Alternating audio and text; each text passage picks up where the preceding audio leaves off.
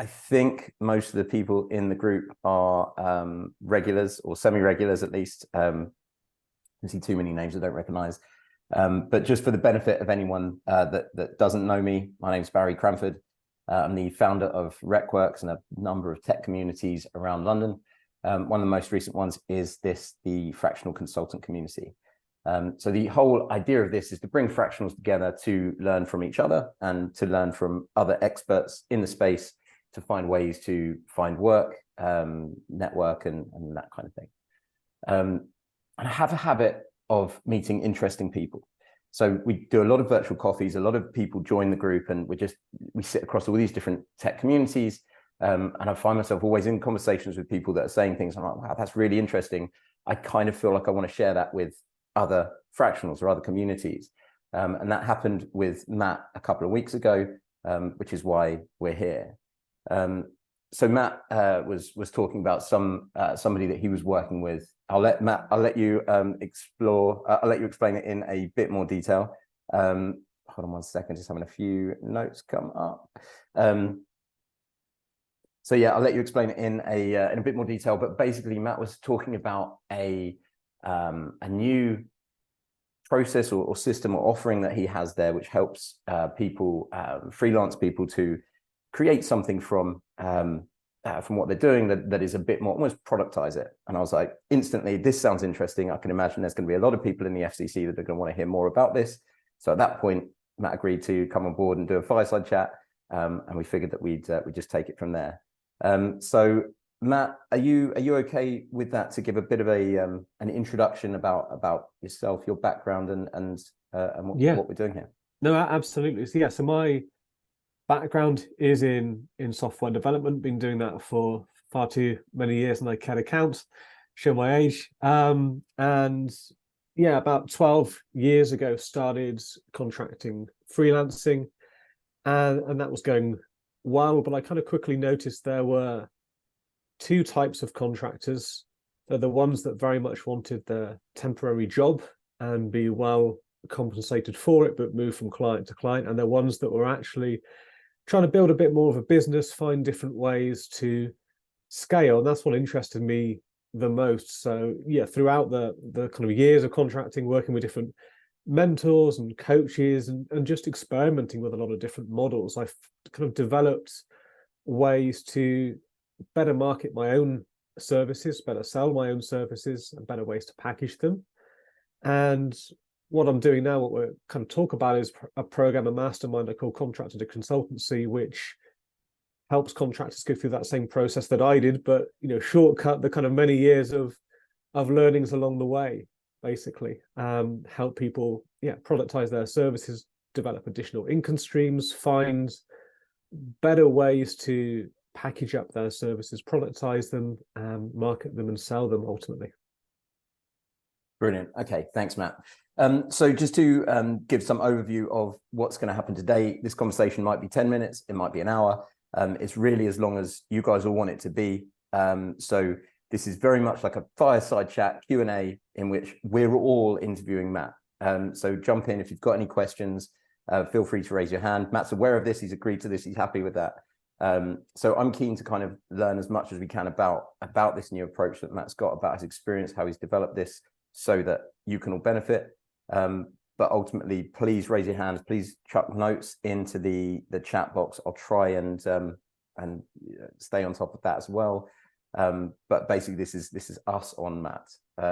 So Matt, okay, let's start there. So you, over the years, you developed ways to better market your own services, better sell them, and then better package them.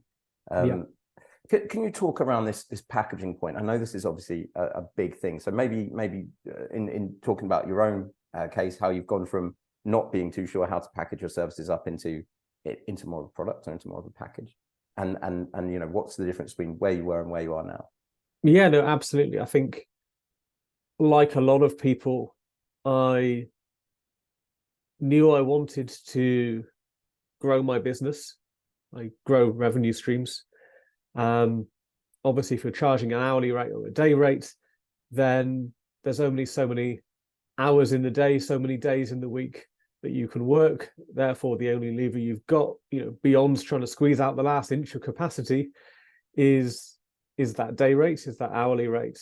But that can only take you so far. So I started to explore other models, other ways of working, looking into other industries, other types of businesses, seeing what consultants and other sectors were doing as well. And like a lot of contractors that kind of tried, so I tried a few things, made a lot of mistakes along the way, and you might start out thinking, okay, well, if someone's buying me based on time, what if I can sell a bit more capacity and then get someone else to help me deliver that? So I'll have a day rate that I'm charging people out at, but I'll pay them slightly less, and the difference between those prices is my profit.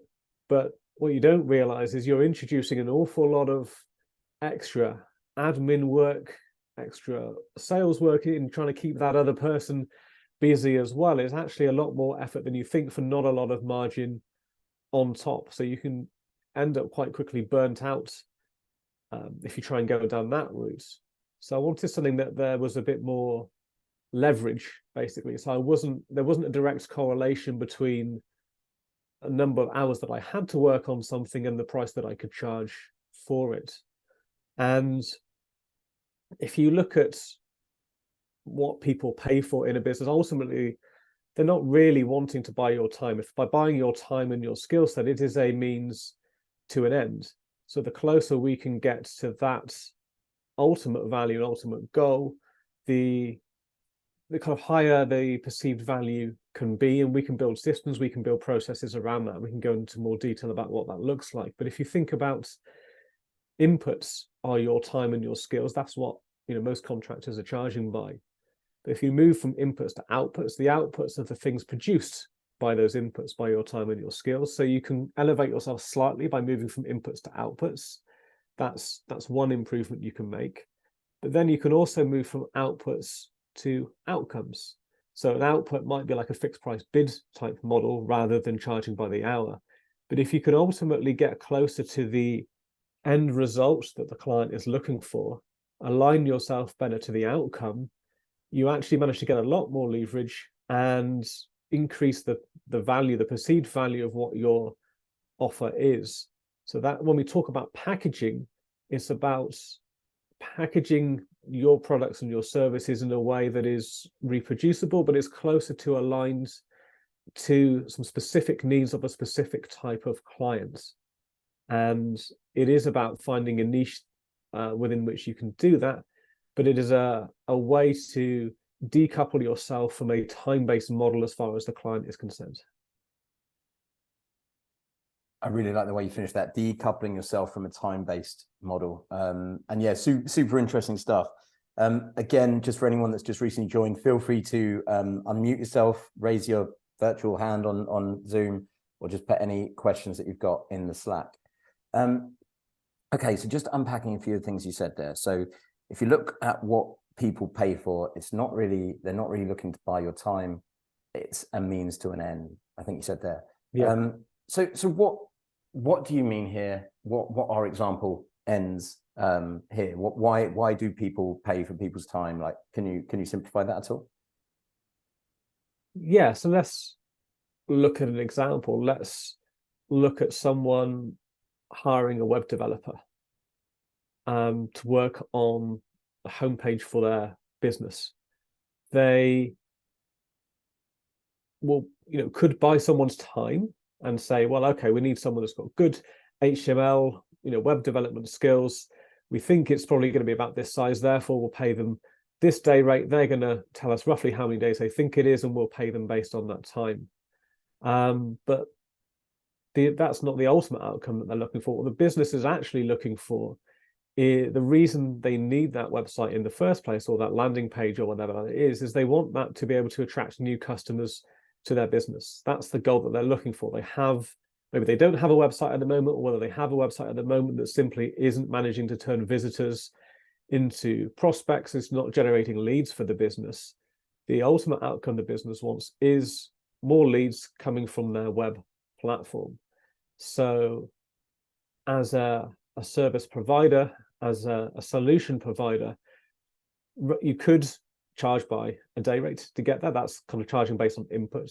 if you charge based on output, you could say, well, okay, I'll build you a website and this is how much it will cost. Let's have a call, let's go through the details, let's write a spec, we'll agree on the spec, we'll sign it off, and there'll be a price associated with it. It's still bespoke, but it's fixed price. But if we look at the outcome is an increased conversion rate on the website. So if we sell against that outcome, we can design a process whereby we go through a series of steps to kind of work out what that site should even look like, with that end goal in mind, with that goal of converting those visitors into leads on the site. So we could develop a pricing model and a set of processes behind it, which allowed us to sell to people that wanted more leads coming from their web-based presence. Interesting. Okay. Rahel, I saw you had a hand up there. I just want to ask one more question on this, and then I'll circle back. How do you, I guess it's two questions in one here. Do you find that people already know the outcome they're looking to reach? Like, do people think I want a new website, or do people think I want new leads? And if they don't know, how do you figure out what the outcome is that they want as part of this? Yeah, so as part of this process, it's narrowing down what that audience looks like that you're wanting to solve a specific set of problems for. So a product is, and a productized service is, solving a specific problem for a specific group of people in a specific way. So if we combine those things, that creates something that has high value. So we need to identify, well, firstly, what that audience even looks like. So, in this example, it is businesses that have a web presence that is getting traffic that are not currently converting as many as they'd like into leads. So we've got a definition of the audience. So then it's a question of how can we reach that audience and how can we resonate with that audience. But we're going to be able to better resonate with that audience based on the problems and challenges that they've got, i.e. they're getting traffic, but they're not able to convert them into leads, than we would by saying, hey, I can write a website, absolutely any kind of website in the world, no matter what you want, I can write a website. Do you want one?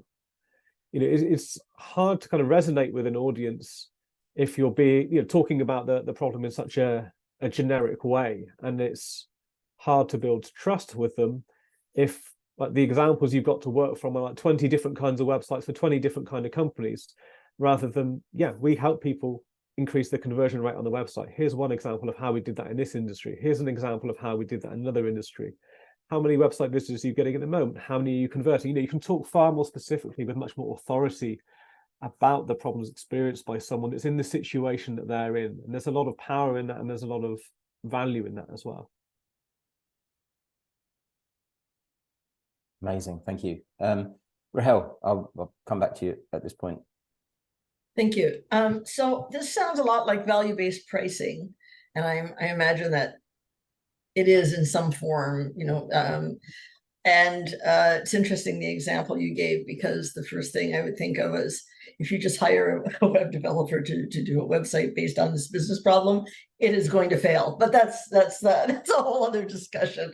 But what if the work that you do does not lend itself to knowing whether they will implement? So, as somebody who operates at the, kind of like a consulting level, you make the recommendations, and then you have to have other people implement them. And it's often a team of people that will implement them, including web developers and data people and communications people and so on. So you don't know if they will implement it, how they will implement it, and so on. So, demonstrating that value is really hard. Yeah, no, it's a good question, and I think it's going to depend on a lot of the details. But I think ultimately there are three types of service and productized service. There's the model whereby you leave it up to them to do all of the implementation. You're primarily providing them with knowledge, like a course or training or something like that. Or there is a done for you, where you take on 100% of the work yourself, obviously involving a team of people if you need to do that delivery. It doesn't have to be you personally, but your business. does all of the implementation for them, or there is the done with you model, which is a hybrid between the two. So they are very much running according to your process, but some of the work would be done by you and your team, and some of the work would be done by your client. So there are different ways to structure a product based on the niche you're going after, based on exactly what that service looks like, and based on ultimately where you decide to draw those lines and what you want to get out of your own business as well. It's important to optimize for the way that you want your business to operate, as well as what you want to provide to your client.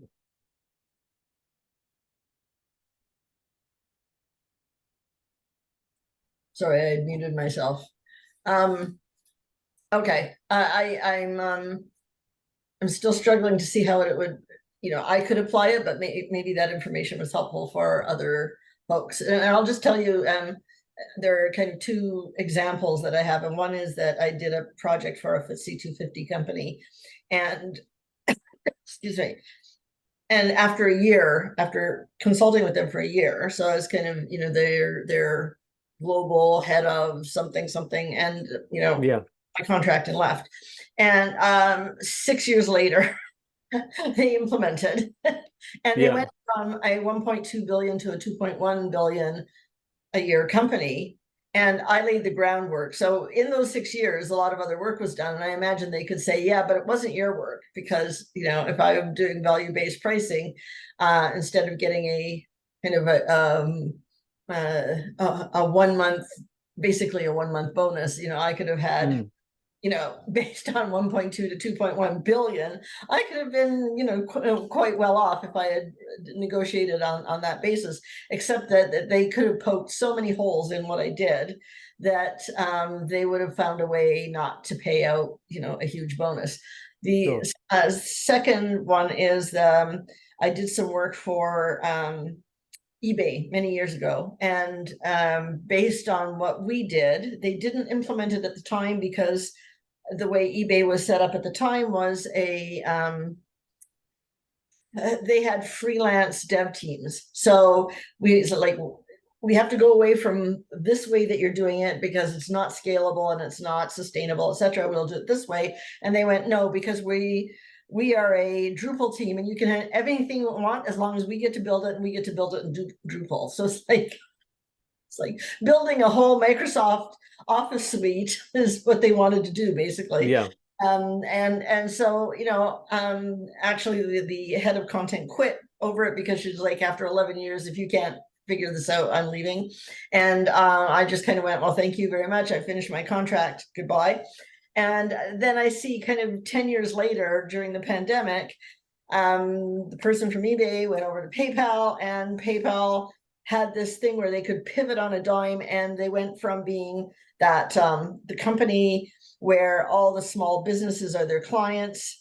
Nobody was doing business during the pandemic, so their business was, but the government needed to be able to make payments to all these small businesses, and they just took that kind of foundational work, applied it to their content there, and then within 3 weeks they were like up and running. And so it's like 10 years later, they are benefiting from it, but I can't put that on my resume. I can't put that on my CV, because it doesn't, it doesn't make any sense to anybody unless you were there.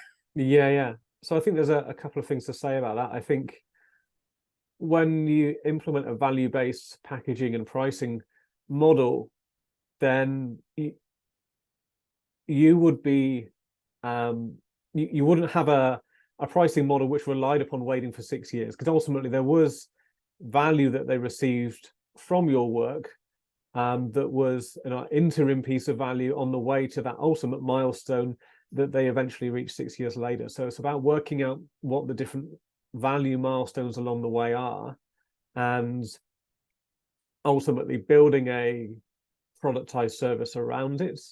And that means building your own processes around it as well. So when you kind of move from a contracting to consulting model, the biggest shift is very much a mindset one.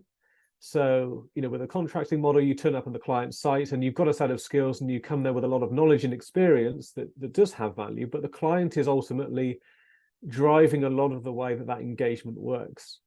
But if you're selling a productized service, and you'll have a set of products that you offer, you have a set of products that are right for new customers that haven't worked with you before, you'll have a set of products that are designed for existing customers, and that enables you to have different milestones that you can charge based on. But all of those are run at a high level according to your process. You'll have a high level process that you take people through to deliver the same kind of outcome to the same kind of clients. So you are in far more control, you have far more of an authority position in that relationship, which will enable you to sell to those milestones, sell against those value points, sell the process rather than you. That's what they're buying into. They're no longer buying you, they're buying a process that delivers a specific outcome. So that's how you would kind of break that down into smaller pieces.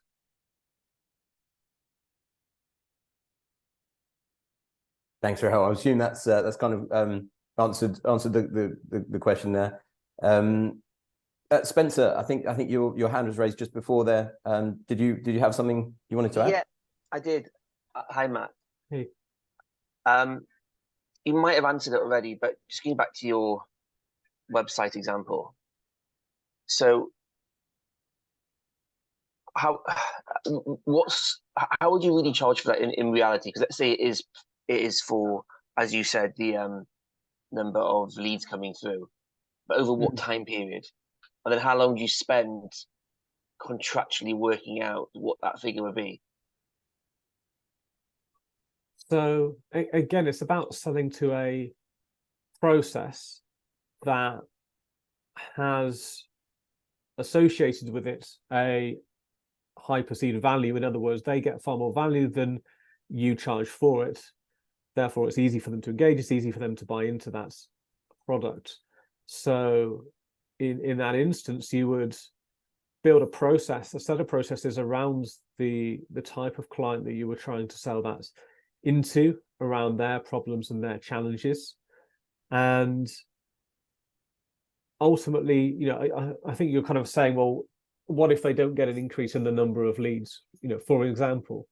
And I would say, to start with, you would charge a fixed price for this kind of product, as an example. So you say it's this much, and the outcome we will get you to is a website that is performing better, is increasing the conversion rate based on where you currently are. So before you even get into that situation, you would need to go through some kind of qualification process with the client to work out where that value is, to work out where they are now compared to where they're trying to be, to see whether you can genuinely add value in that situation for that client. There's no point in working with a client where you can't add value. That's just a waste of everybody's time, and then you don't get to charge high prices for it. So assuming that you've successfully qualified that client just through a conversation or something similar, then you would have a process that was very much designed to assess their needs, gather what they're looking for, obviously leading through to implementation, leading through to the site being live. And it's up to you to define the time frame from where they are now to that new site being live. And it is also up to you whether you then choose to implement any kind of follow-on products on top of that, or whether you choose to implement any kind of guarantee around the increased conversion rate. So there's lots of different levers you can play with, depending on ultimately what you want those products to look like and the type of clients that you want to sell into. But there's absolutely nothing stopping you putting a guarantee in place in order to convert that client and make turn them into a loyal customer. So on that example, let's say it is that website conversion, would you almost have a pricing list? So if it's a small one-man band, the price would be X. If it's a large enterprise, which would be so complex, the price would have to be a lot more. And somewhere in the middle, you would have different products and different prices for those different audiences. So the product is solving a specific problem for a specific audience a specific way. So you would have different prices for those different audiences, and probably different processes that went alongside that as well. But ultimately, I would tell you not to chase all three of those at once. Stick to one, unless you can prove to me that you've bottomed out one of those audiences and you kind of reach market penetration. at that level, then I would recommend focus over trying to diversify too much, because that's only going to lead to worse results across all three customer bases. And define customers for the products. How would you do that? And that might be a massive question. I know it's a massive question, but I'm just curious. It's one of those, it depends. Ultimately it's which of those customers, it's identifying an audience that is specific enough that you can resonate with their needs and with their problems, with their challenges, and with the goals that they're trying to strive towards. And it's working out which of those potential audiences you're best suited to serve based on your skills and your experience, and also which of those audiences are the best from a kind of a market perspective. So there's no point in creating high converting landing pages for small, local high street businesses, compared to doing that for an online business that's already receiving tens of thousands of visitors a month. Clearly the upside from their perspective is massively different in those two areas, even though the amount of work that you would ultimately do would be very, very similar. So yeah, it's about choosing based on your experience, but also choose based on what the upside is to that audience as well. And the business development process for that, would you contact people directly on LinkedIn? Do you hire someone to get you leads? Is it Google Ads? You don't hire someone to get you leads, because most businesses that try that are doing that because they don't know how to get leads themselves. And ultimately what that tells me is they don't know enough about their products. They don't know enough about their audience to actually engage well with them. You should only get that kind of help once you've already proven a particular marketing channel and sales channel, because otherwise you're just going to waste a hell of a lot of money and still have no clients at the end of it. So for me, the process I take people through is we work out what that value-based packaging should be, and then we have a very specific launch process which is designed to get you your first few clients. And as part of that process, you'll iterate and improve the audience criteria, the messaging around the product, so that it better resonates with that audience as well.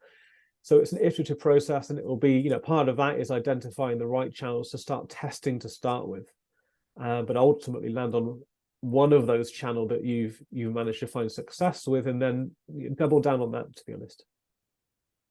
So this is your business to help people put this together. Yeah, but certainly from an outreach perspective, don't try and hand it off to a third party, for those reasons that I mentioned. But treat it as in the early days when you're trying to launch a new product, treat it as much about learning and improving the packaging and the messaging around it as it's as much that as it is getting new clients, and new clients will come as a byproduct of that almost. How much do you charge for what? For the service that you just said you did? It depends. Ultimately, it depends on have different levels depending on what clients need. Certainly happy to have a chat about it to see if it would be appropriate. I'll drop a LinkedIn profile for anyone that wants to chat. But yeah, we'll do the follow-up on that. I'd say for specific pricing and all that kind of thing might be easier to handle directly. But yeah, depends what the outcome is. Indeed, it depends ultimately what you're looking for, and ultimately whether I think I can help you based on what you're trying to achieve. I don't want to work with everyone and anyone. It is again for a specific audience trying to reach a specific set of goals. So ultimately, it depends on what that is. I've worked with some people that had very different goals in terms of what they were trying to turn their business into. For some it was more about time flexibility, for some it was about a different model, but yeah, you've got to have the right mindset and the right reasons for wanting to go into it. So I don't want to work with people that perhaps go for what they think they're supposed to want rather than doing it for the right reasons. Thanks, Matt. Thanks, Spencer. Martin, seeing you've had your hand up for a while there. Thanks, Barry. Yeah, no, it all makes really good sense. I think it's a really smart move to go to sort of value-based pricing. What I'm interested in, I guess, is the actual mechanics or how it works kind of in the sort of day-to-day real world. So you could imagine, I'll do this work and it will mean that 100 leads convert, or we get 100 customers or 10,000 customers, whatever goal or milestone was agreed, and you could package that up potentially for different clients. But then how are you actually either tracking that or putting it in contractual terms? Because again, you could imagine all going well in a great world, you've got lots of these and you're either relying on trust or you've got other tracking systems in place to make sure these targets are hit, and therefore you get some kind of remuneration based on those targets being hit. So how easy or hard have you found that bit in terms of either putting together contracts or tracking from through some analytics package? Is there some kind of interesting insight you can share there in regards to how that works? In terms of tracking client outcomes, you mean? Yeah, because you're saying are you just going, writing that into the contract with these 3 milestones, say in a month we're going to get 100, in 2 months we're going to get 500, in 3 months, and different payment schedules, and that's enough and that's fine, and then you have to keep a tab on that, and every so often you phone back at the client and says, have you hit your 500 yet? Is that how it works? I see what you're saying. I think when it comes to value-based packaging and pricing, I think a lot of there are different types of value when it comes to a client. So increasing number of leads is a very numeric, measurable target, but that is only one type of value. So you can imagine when you're doing that, sticking with that example, that type of work for someone, that some of that value is going to come from them having a website that better speaks to the type of audience that they want to get in front of, that better appeals and resonates with them. And that's not something you can easily measure, but there's a lot of business value to having a site that definitely talks to the audience that they want to get in front of in a much better way. There's a lot of value in having a site that loads quickly. There's a lot of value in having consistent messaging across the entire customer journey for them. So, and value is also about getting to them to an outcome quicker as well. Typically people there's a higher perceived value if you can get them to a goal in half the time compared to twice as long, for instance. So there's lots of different types of kind of different factors that go into having having a high perceived value, other than things that are directly numerically measurable as such. So typically those milestones are not going to be just, we'll get you this many customers, then we'll get you this many, then we'll get you that. That wouldn't be realistic in terms of a product structure. Sure. I guess that makes sense. There's a million different ways to value, and it's whatever the client or whatever is going for, whether that's NPS score, whether that's page load time, that hopefully leads to some sales ultimately or some kind of business value. Is that maybe this is your secret sauce that you would give away on your when you sign up to your package, but is that something that would be done contractually?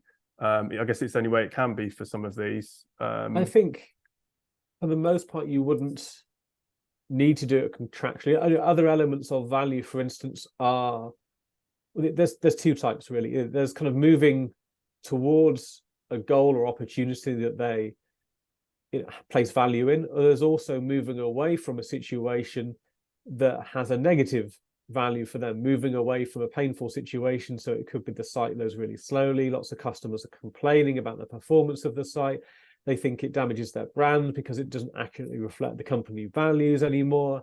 There's lots of negative things you can move them away from, as well as positive things you can move them towards. So that's not the kind of thing that it even makes sense to build into a contract, because they're buying into a process that has all of those things already built in about moving away from this problem, moving towards this better position. So I think the only times you would need to build something into a contract are in situations where you would choose to offer a guarantee.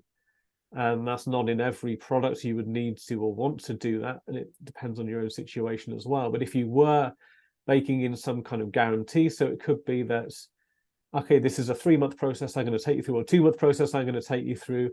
If by the end of those 2 months we haven't got a site live that you're 100% happy with, you feels reflects your brand values and your messaging, we will do an unlimited number of revisions until you're happy. That will be an example of a value-based guarantee. Or if the site is not performing, loading in half the time that it is now, we will continue to work for free until it does. So you can build those kind of guarantees into the contract if you want to.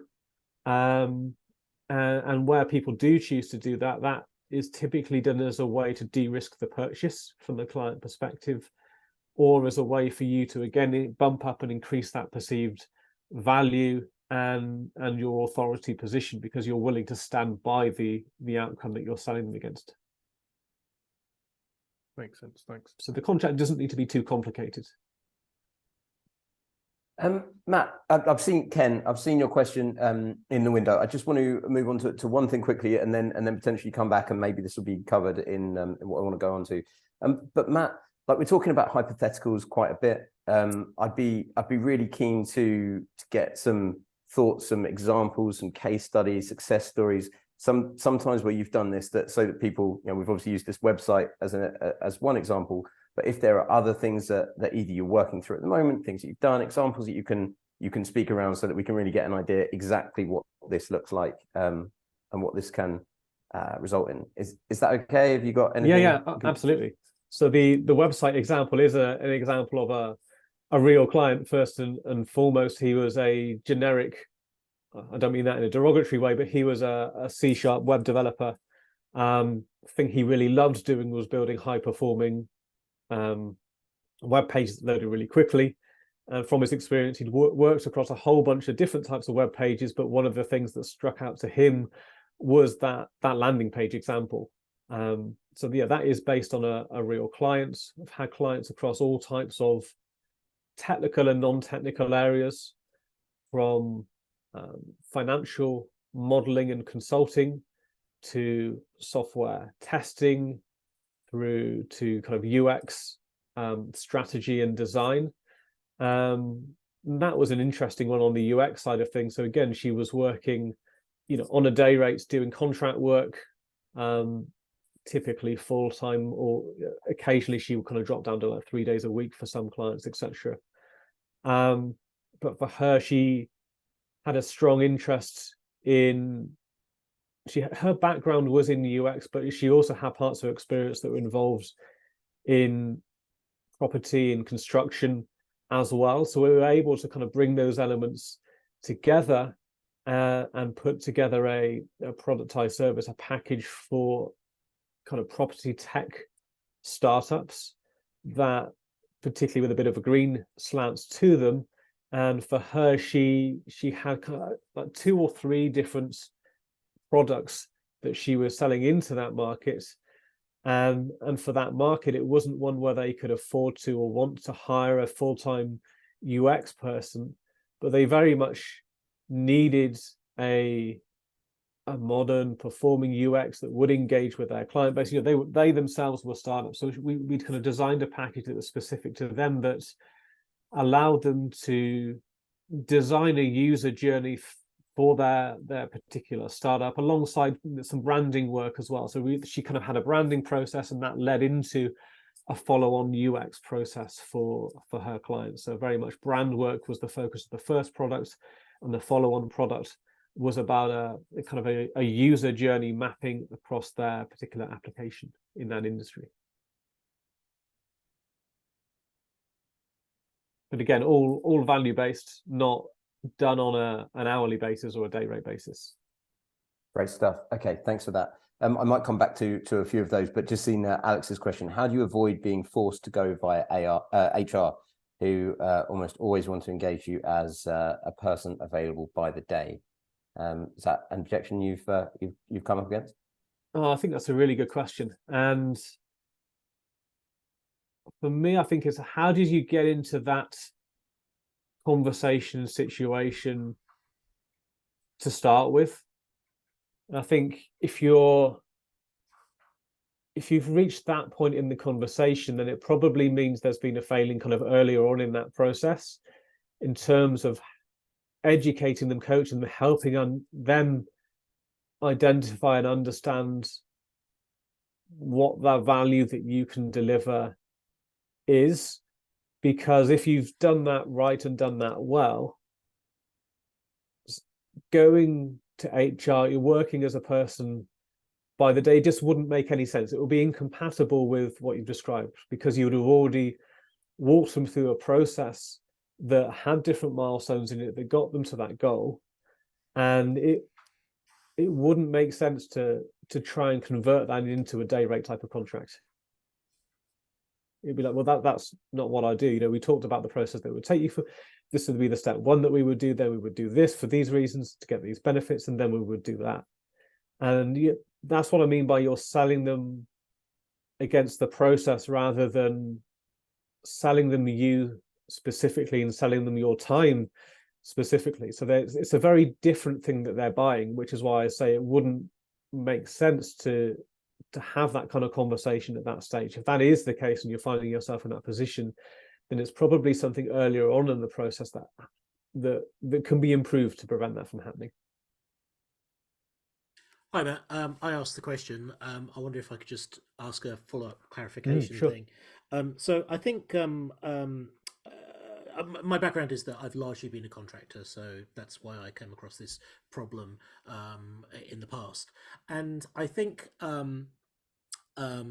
that the problem for me is that is tied up to with a lot of what people have said earlier, is that the successful outcome is dependent on not just my work but loads of other people's work. And what I'm hearing is that you're kind of selling the process which we hope will result in an outcome, that we believe will result in an outcome, but you're selling the process, so you need milestones that prove that you're progressing along that process. And so you're kind of saying to the customer, we will aim for this outcome, these are the things that will happen. Once these things happen, you pay us, or the project has been a success. Is that making sense?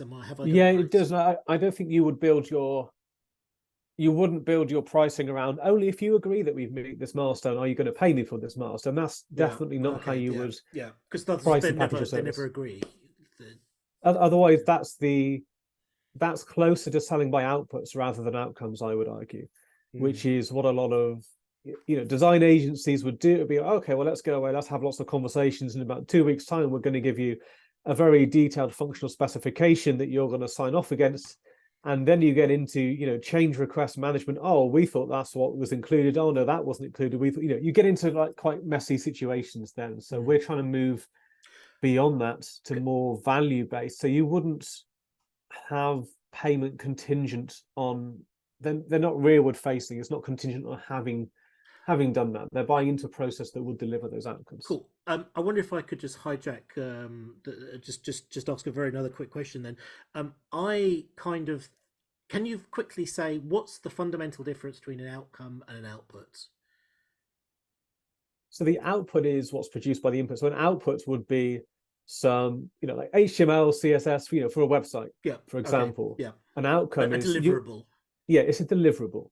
Yeah. So, and the outcome is you're going to have a website that we know speaks to the audience that you want your business to get in front of. It's going to speak to them in a way that really resonates with them, that positions you as an expert in your industry, as the person that those prospects of yours are going to want to work with. That's an example of something which is more benefit driven, shall we say. Thanks very much. Cheers. No worries. Martin, I noticed you had a question on there as well. Did you want to expand on that at all, or add some context there? Yes, sure. I don't think the others can see the question, so I'll just start from the beginning, or briefly through. I am a product specialist. I work generally with SaaS or software companies or platforms that are based on SaaS. Yep. And what I do, there's a lot of consultants out there they'll say, well, I'll improve your go-to-market, I'll train your sales force and that sort of thing. That's more or less what I don't do. I do everything to do with the product, from product strategy to roadmaps, requirements, fixing engineering through implementing Agile or re-implementing it, implementing automated testing, whatever it is that's blocking engineering from delivering against the product, as well as the product strategy and roadmap and so on. I can think of ways of this has been a very interesting conversation, by the way, and my mind's been going around about how can I price in a value. What would value-based pricing look like in that industry? I can see it about paying for leads. That makes a lot of sense. On the go-to-market end of the process, yeah, it makes a lot of sense. But mostly people pay me to improve the velocity of the right products going out the door. Yep.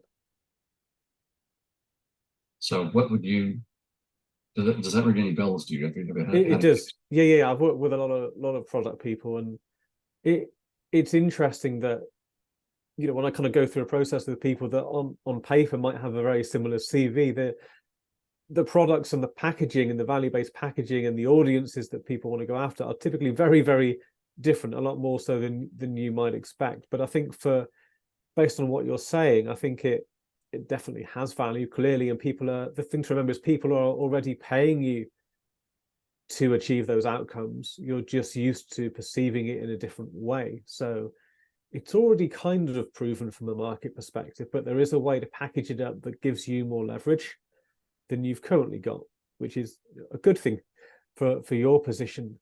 And I think there are so many ways I can think of that we could package that up, but some things to think about would be, ultimately, what are you trying to help them achieve? So I think it's not just velocity for velocity's sake, but we can all go faster. But if we're going faster in the wrong direction, then we've actually ended up further away from where we wanted to be rather than closer.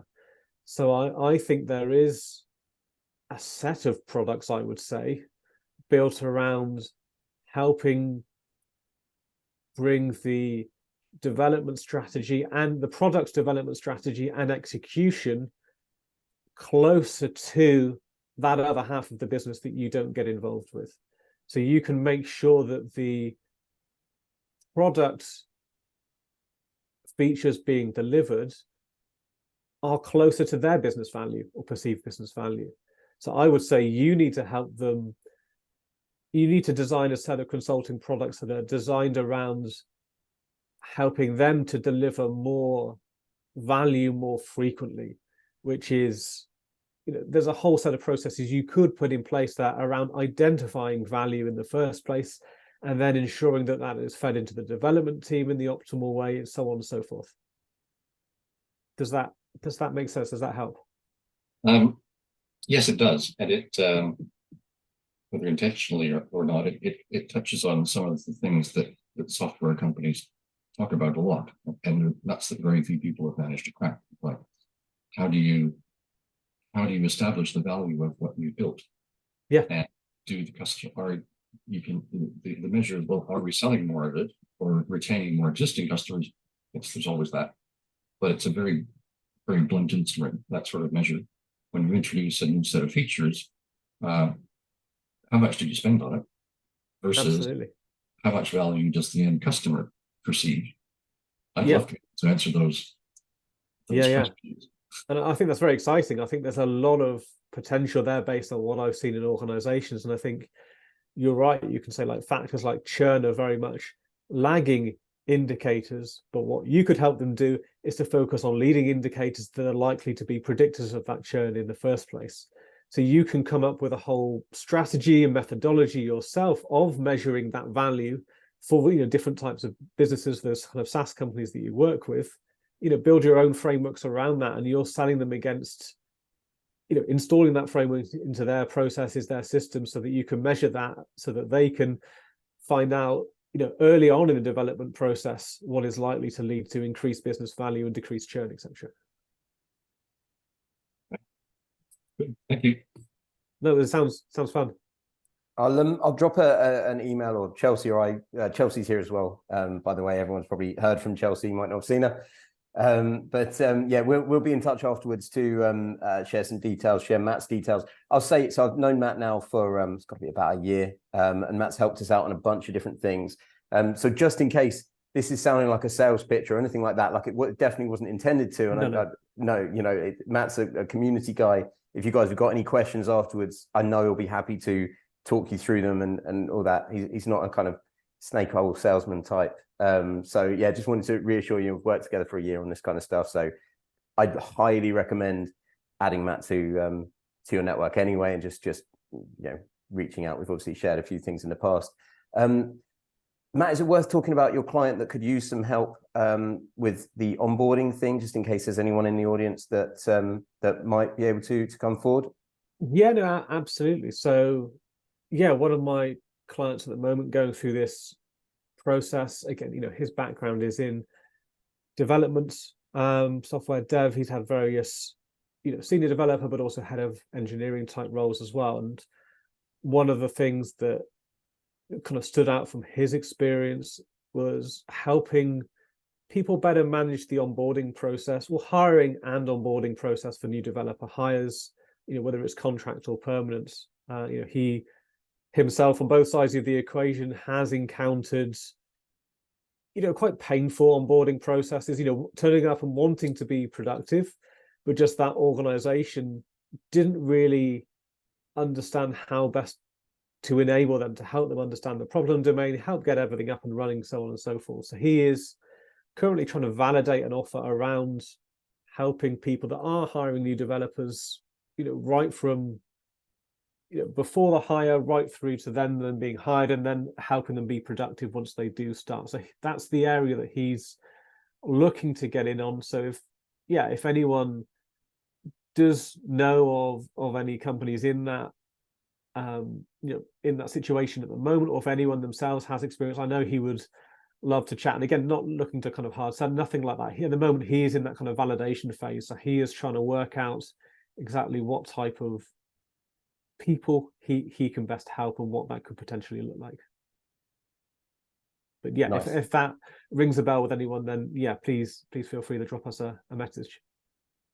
Okay, one final question, assuming no one else has got anything. In fact, Ken, is Ken still here? Yes, Ken. Coming back to your question, I'm not sure if we've answered this now or not a little bit. Did you want to just build on this on what you asked originally? Yeah, I think we've answered it a bit. I think Martin's probably got a similar challenge to what I've got as well, working in a kind of similar space, helping businesses around actually working out where their problems are in the first place and trying to actually make sense of a strategy to even get them going properly. Yeah. I guess the challenge is, are you talking about pricing on value? You pay me if I deliver this value, which is the bit I'm kind of confused about. No, it's not you pay me if. It's very much, we are selling you a process that's going to deliver these benefits and outcomes to your business, and this is how it will work, and this is why and how these milestones will deliver value to your business. So structuring the messaging and the languaging around all of those elements of delivery around those benefits and value is very much not, if we manage to do this, then I'd love for you to pay me. Because that's going to result in you not getting paid and doing a lot of work. Right. So I think some of that challenge is actually trying to validate the customer what value you're actually going to deliver, because a lot of it will be out of your hands. I think particularly maybe more so in the roles that I'm doing, there's only so much I can do, and the rest of the business has to play its part as well. Yeah, absolutely. I don't know the details of that. I'm happy to chat through, in more detail what that could look like, but it's very much about how you choose to structure your product. So it is a very different mindset to the kind of day rate work, which is why I think most contractors probably try and go too big when they do try and productize their things. I think it's more about breaking it down into something more specific and something smaller. And, it could be, there is a product entirely around building that strategy, or it could be that comes before the product. I don't know. It depends on the details. Or it could be that there's a product around supporting their team around executing a particular strategy that's been identified. There are lots of ways to do it that still give you authority and enable you to add value that don't mean you're responsible for the actions of other people. And actually, there are ways to do it whereby you get to charge more for supporting their team than you would do if you even tried to take all of that on board yourself, which would just be, far too much work and, typically lead to a failed delivery anyway. Okay, brilliant. Thanks. No worries. Cool. Okay. Matt, thank you so much for today. In fact, just before everyone logs off, Chelsea, I know I think Rahel's just left, but I know we've got a few things. Did you have anything you wanted to announce? Yeah, we do have a lunch and learn tomorrow for Rahel, who has unfortunately just left. Otherwise we could have asked her to have a quick word about it, but it's about content production. And then we are doing lunch and learns. If anyone wants to do one, we would absolutely love it. Just get in touch with me and we can talk further about it. We do have, I think Barry put on the FCC this morning about some requests that we've had for lunch and learn. So it might be a good idea to just have a quick look and see if there's anything that maybe you could do a lunch and learn on. And that's about it, unless I've missed anything, Barry. No, that's all good. Okay, brilliant. Thanks, Chelsea. Thanks everyone for being with us, especially people that ask questions as well and drew all the experience out of Matt.